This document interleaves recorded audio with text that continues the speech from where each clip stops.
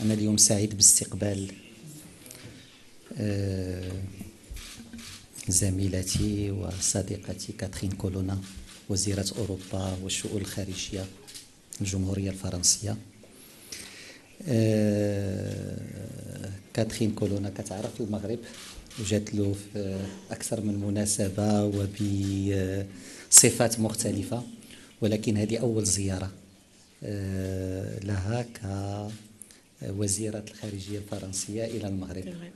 لهذا فهذه الزيارة هي مهمة ومهمة جدا باعتبارها أول زيارة للسيدة الوزيرة إلى المغرب. مرة أخرى مرحبا بك في هذه الزيارة. الزيارة لها أهمية خاصة كذلك من منطلق أنها تأتي في إطار تحضير للقاءات على أعلى مستوى بين البلدين خلال بداية السنة، خلال ال3 أشهر الأولى من السنة المقبلة. وتأتي كذلك من منطلق الأهمية الخاصة اللي يوليها جلالة الملك محمد السادس للعلاقة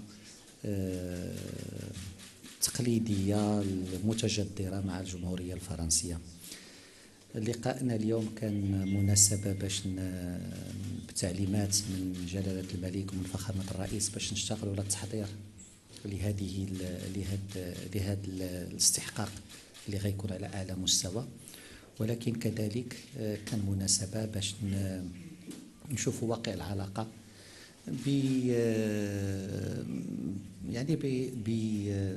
بأسسها الصلبة، بمظاهرها المتعددة والمتنوعة، ولكن كذلك ببعض الإكراهات اللي مرة كتواجهها وكيفية التعامل معها. كنظن بأن نقاشنا اليوم حول العلاقات الثنائية وضح بأن هناك تطابق في وجهة النظر، تطابق حول الرؤية لتطور هذه العلاقة انطلاقا من تعليمات جلالة الملك محمد السادس، ولكن كذلك بين بأن هناك طموح مشترك لهذه العلاقة وكيفية تطويرها. تحدثنا كثير حول الجوانب المختلفة اللي يمكن تشكل قاعدة لتطوير العلاقة، وتحدثنا كذلك حول كيفية إعادة إحياء آلية التعاون سواء الموجودة بين وزارتي الخارجيتين أو آليات التعاون والتنسيق المختلفة بين البلدين. كان الاجتماع كذلك مناسبة باش نتحدثوا على بعض القضايا الإقليمية اللي كتهمنا خاصة في غرب إفريقيا وفي الساحل، وغادي نتحدثوا أكثر حول القضايا الإقليمية بعد قليل كذلك في غداء العمل اللي غادي نديروه، لأن بين المغرب وفرنسا كاين كذلك رهانات مشتركة وكاين تحديات مشتركة في مناطق مختلفة من العالم اللي تعاملنا كيكون فيه نوع من تبادل وجهات النظر، وفي بعض الأحيان نوع من التنسيق كذلك حول مجموعة من هذه القضايا سواء في منطقة شمال إفريقيا في الشرق الأوسط أو في القارة الإفريقية. إذن فهذه واحد المحطة مهمة في أفق تحضير الاستحقاقات المقبلة وفي أفق القفزة النوعية اللي كينتظر الجميع في العلاقات الثنائية. شكرا.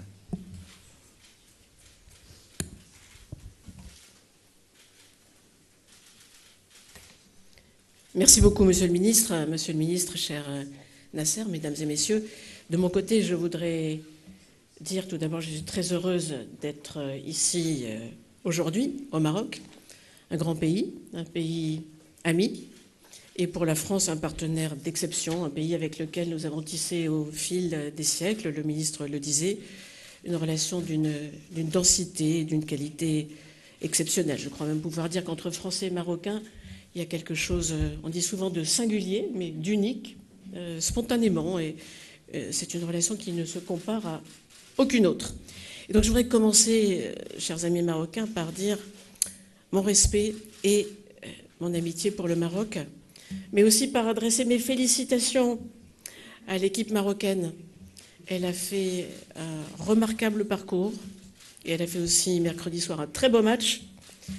Et je suis sûre que ça n'est que le début de nouvelles et belles aventures pour le football marocain. Donc faites comme nous, vivez vos rêves. Voilà. Et tous nos voeux vous accompagnent. Je suis sûre que c'est une équipe qui ira très loin. Certains d'entre vous le savez, mais le ministre vous l'a dit, je suis souvent venue dans votre pays, dans des fonctions officielles diverses ou à titre privé, et toujours avec joie. C'est en effet la première fois que je me rends au Maroc en tant que ministre de l'Europe et des Affaires étrangères. Je veux dire à quel point j'ai été touchée par l'accueil amical, chaleureux que m'a réservé mon homologue, M. Nasser Bourguiba. Donc je le remercie.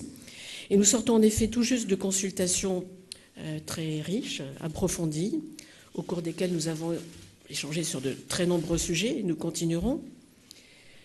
J'ai pu constater notre très grande proximité de vue sur beaucoup de dossiers, mais je voudrais, devant vous, pour me concentrer sur l'essentiel, retenir surtout les deux grands principes qui, je crois, résument bien là où nous en sommes aujourd'hui dans cette relation et là où nous voulons aller.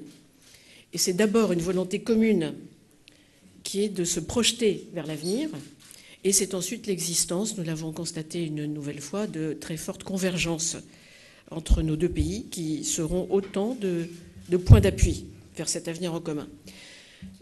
Quelques mots sur chacun de ces deux grands principes. Projection vers l'avenir, tout d'abord. Le ministre vous l'a dit, ma visite aujourd'hui acte la volonté commune du Maroc et de la France de se projeter ensemble vers l'avenir, conformément à la volonté exprimée par Sa Majesté le roi Mohamed VI et le président de la République française. Ils l'ont fait à nouveau lors de leur entretien téléphonique de substance le 1er novembre. Et ils l'ont fait également, sachez-le, mercredi soir. Je ne trahis aucun secret, puisque je crois que cet entretien est déjà connu de vous, mais je voulais le citer devant vous. Alors l'étape suivante, ce sera la visite d'État du président de la République française au Maroc, à une date qui reste à finaliser, mais qui sera proche, disons, au premier trimestre de l'année qui va s'ouvrir dans très très peu de temps. Cette projection vers l'avenir, c'est de notre responsabilité commune pour forger des relations qui soient bénéfiques à nos deux pays, mais les forger, et nous en avons beaucoup parlé avec le ministre, pour les 10 ou 20 ans qui viennent, et pas seulement pour aujourd'hui. Il nous faut voir loin et nous voulons voir loin. Cette projection sur l'avenir se fera grâce à un dialogue de la même qualité que celui que nous avons eu aujourd'hui, c'est-à-dire un dialogue respectueux, des échanges nourris, ouverts. Et nous sommes tous deux, le ministre et moi, dans un esprit très constructif à cet égard. Je souhaite d'ailleurs, et pour illustrer peut-être mon propos, mentionner devant vous un sujet qui nous a occupés un peu ces derniers mois. Sachez que nous avons pris des mesures avec nos partenaires marocains pour la reprise de l'activité consulaire normale. Et j'ajoute que c'est fait. Et pour restaurer une relation consulaire complète entre nos deux pays. Notre objectif est bien de rehausser les échanges humains entre le Maroc et la France, de favoriser encore davantage cette imbrication profonde de nos sociétés qui fait que cette relation est si singulière. Le capital humain qui existe entre nous est un atout pour notre pays. Et donc ces échanges sont et resteront le socle de notre relation bilatérale, son moteur pour l'avenir, puisque je veux vous parler d'avenir. Et j'ajoute que je suis heureuse d'avoir pu y prendre ma part. Plus généralement, et au-delà de ce sujet, la densité du partenariat franco-marocain ne s'est jamais démentie, ni tarie ces dernières années, et ce dans tous les domaines économiques, culturels, éducatifs, sécuritaires, universitaires, il y en aurait bien d'autres à citer. Alors nous sommes convenus d'approfondir encore notre travail conjoint pour lancer de nouvelles pistes de coopération allant au-delà de celles qui nous unissent aujourd'hui, et donc dans des domaines clés pour le Maroc comme pour la France. Et bien sûr, comme le ministre vous l'a dit, nous souhaitons progresser à bon rythme pour permettre à la visite d'État du président de la République de marquer cette ambition que nous avons pour nos deux pays. Voilà pour le premier point. Je vous parlais de convergences que nous avons pu constater à nouveau ce matin. Elles sont réelles, elles sont importantes, elles sont grandes même, dirais-je, sur de nombreux sujets. Sur les questions internationales, nous en parlerons encore tout à l'heure, mais nous avons commencé de les aborder. Le Maroc et la France sont à l'unisson. Le partenariat franco-marocain peut d'ailleurs être un moteur dans le traitement de certains des défis qui sont devant nous. Tout ce qui a trait aux questions globales, évidemment. Nous avons des visions et des ambitions très proches et pouvons agir en commun, mais aussi tout ce qui a trait au continent africain. Nous avons abordé un certain nombre de situations. Sur la lutte contre le changement climatique, sur l'amélioration de la sécurité alimentaire dans le monde, sur les questions énergétiques, sur des questions si importantes désormais de croissance durable et inclusive, nous y sommes attachés des deux côtés, de lutte aussi contre le terrorisme, la radicalisation, surtout les enjeux de transition écologique, je pourrais en citer beaucoup d'autres. Nous faisons le constat que nous avons énormément à apporter l'un à l'autre et nous souhaitons donc utiliser ces convergences dans le cadre de la préparation de la visite d'État et pour que la visite d'État permette de se situer au niveau d'ambition que nous souhaitons pour nos deux pays. Et j'ajoute que, au-delà des simples relations franco-marocaines, dans ce monde complexe, pour ne pas dire dangereux, incertain, qui est la réalité du monde dans lequel nous évoluons, ces convergences sont importantes. Nous devons les utiliser, nous devons nous appuyer l'un sur l'autre et nous avons décidé de le faire. Et ce partenariat franco-marocain, vous voyez qu'il est profondément ancré dans une vision du monde que nous partageons, un attachement au respect de nos valeurs, au respect du multilatéralisme, au droit international. Et c'est là aussi un atout dont nous devons nous servir. Et donc, en résumé, je dirais que notre volonté est simple, c'est d'être dans une relation de partenariat, je reprends le qualificatif, exemplaire avec le Maroc, un partenariat d'exception, un partenariat fraternel et un partenariat moderne. Et nous savons, le ministre en disait quelques mots tout à l'heure, nous savons que cela suppose des deux côtés aussi de nous adapter aux attentes légitimes du Maroc qui s'est profondément transformé, qui continue de se transformer et qui joue un rôle majeur aujourd'hui en Méditerranée, en Afrique, et de lui proposer ce que la France, qui elle-même se réforme, s'adapte, se transforme, qui elle aussi a changé profondément, lui proposer ce que nous avons de meilleur pour construire un partenariat où nous pouvons agir ensemble. Et donc c'est bien cela le sens de la visite d'État sur laquelle nous allons travailler, le ministre et moi-même, mais aussi toutes nos équipes des deux côtés de la Méditerranée. Donc nous sommes déterminés à aller plus loin et d'écrire ensemble une nouvelle page où le Maroc et la France s'appuient l'un sur l'autre puisqu'ils ont besoin l'un de l'autre, nous le savons, aussi bien pour nos relations économiques que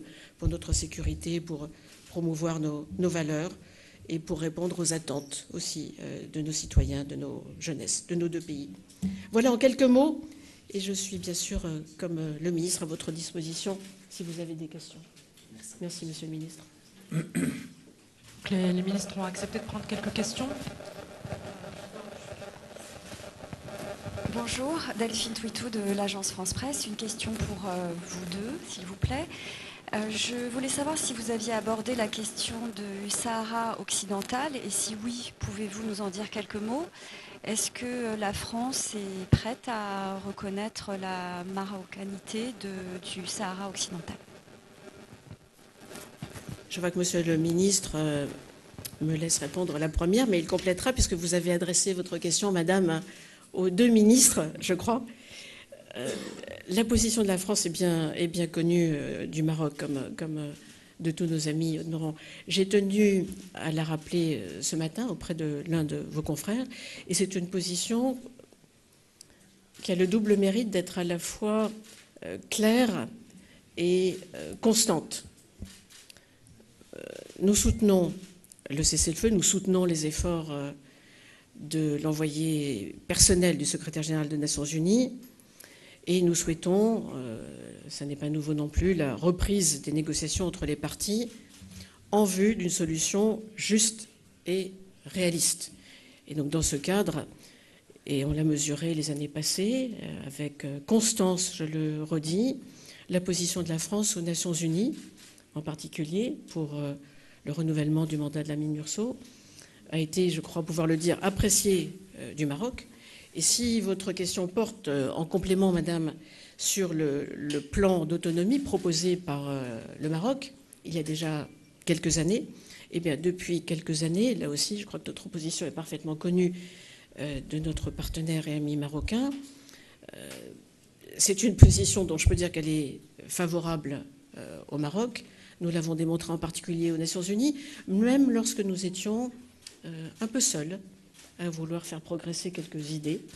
Et donc nous ne changeons pas. Et le Maroc sait qu'il peut compter sur l'appui de la France, en particulier dans un moment où les tensions étant revenues et quelques entorses au cessez-le-feu ayant été constatées, eh bien, il faut donner clairement cette direction.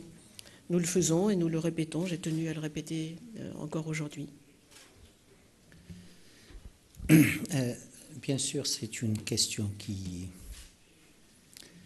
que nous discutons, mais ce n'est pas une question qui domine nos discussions.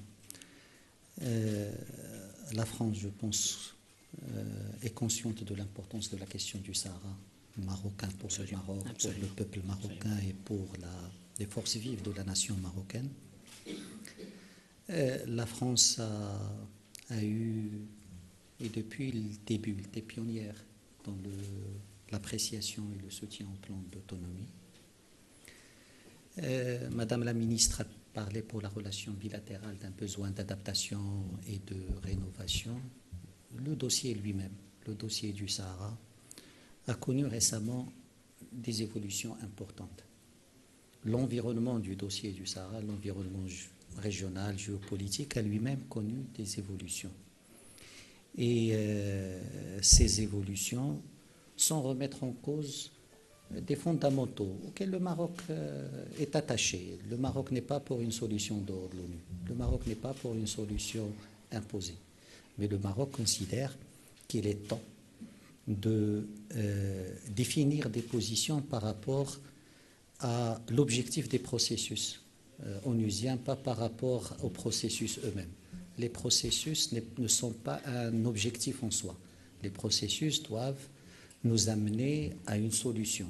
Et il est fondamental que des pays qui sont proches de cette région, qui ont une très bonne connaissance de ce dossier, puissent contribuer à la définition de cette zone d'atterrissage ou de cette perspective de solution.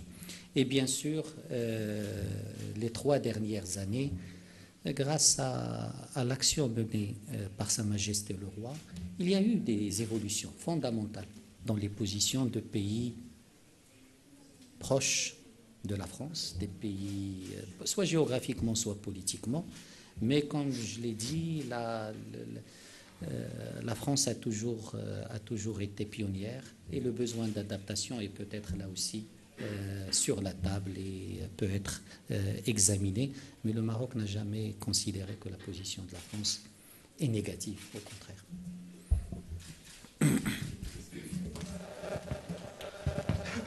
Bonjour, Samir El-Waziri pour Média 24. J'ai une question, si vous le voulez bien, pour chacun d'entre vous. Madame Colonna, vous nous avez dit que votre visite, en quelque sorte, signait un retour à la normale sur la question des visas. Est-ce que les consulats français, concrètement, vont se remettre à délivrer des visas sans aucune... sans restriction, comme c'est le cas depuis septembre 2021. Pardon, je vais en profiter pour ma question pour Monsieur le Ministre. Monsieur le Ministre, un petit mot sur cette crise qui empoisonne les relations depuis un an. Un petit mot, juste un an après. Et est-ce qu'il y a eu une contrepartie pour faire évoluer les choses? Merci. Monsieur le ministre, avec votre autorisation, je répondrai à la première question puisqu'elle m'était adressée. Je vous ai dit tout à l'heure, et je le confirme volontiers, monsieur, que nous avons fait ce qu'il fallait pour reprendre une activité consulaire normale. Je crois même avoir ajouté « c'est fait ». Voilà, donc je vous le confirme volontiers, c'est fait. Et donc, pour faire encore plus court et encore plus clair, mais je pensais avoir été clair, la réponse à votre première question est oui. Alors sur cette, d'abord, sur cette question, 3 ou 4 points. Le premier, c'est que lorsque les mesures unilatérales ont été prises, le Maroc s'est interdit de commenter. Le Maroc officiellement s'est interdit de commenter par respect à une décision souveraine et unilatérale prise par les autorités françaises. Bien sûr, il y a eu des réactions, disons, populaires ou des gens qui sont concernés et je pense que tout le monde a suivi ça. Aujourd'hui, la décision de reprise est une décision, encore une fois, unilatérale que le Maroc, encore une fois, respecte et ne commentera pas officiellement, mais c'est pas... c'est la normale dans la relation et Madame la ministre a évoqué cette dimension humaine qui est fondamentale pour nos relations, mais une décision unilatérale au début, encore une fois une décision unilatérale qui va dans le bon sens et tant mieux. Sur crise, je ne pense pas que il n'y a pas de crise maroco-française. Madame la ministre l'a expliqué, il y a le besoin de rénover, d'adapter cette relation. Grâce à la vision de Sa Majesté le Roi, le Maroc a évolué en interne, économiquement, politiquement, etc. Le Maroc a beaucoup évolué grâce à cette vision royale au niveau interne. Grâce à la vision royale, le Maroc a également renforcé son déploiement à l'international, son protagonisme à l'international et a diversifié ses partenariats. Est-ce un handicap, est-ce un atout pour la relation? Nous le considérons comme un atout pour la relation. Le Maroc a changé en interne et dans son déploiement à l'international. L'environnement, la France, Madame la ministre l'a dit, a changé. Et l'environnement, notre environnement régional, notre environnement géopolitique a changé. Cette relation ne peut pas, tout en gardant ses fondamentaux solides, a besoin de tenir compte de ces évolutions. Et dans ses mécanismes, dans son approche, dans son contenu, la relation doit s'adapter à ces évolutions, doit tenir compte de ces évolutions. Et comme je l'ai dit, un Maroc plus fort en interne, avec plus de protagonisme à l'international, avec une diversification des partenariats, ce n'est pas un handicap pour la relation maroco-française, au contraire, c'est un atout pour la relation maroco-française. Madame la ministre l'a dit, la relation maroco-française a des bases solides, a une spécificité incomparable avec d'autres, mais qui doit s'adapter à ces évolutions du Maroc et du contexte et de la France. Merci.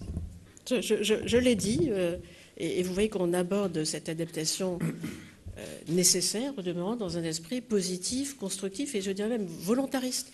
Oui, c'est un atout de voir que le Maroc a pu évoluer, a pu développer aussi dans la région et au-delà un rôle qu'il n'avait pas il y a quelques années.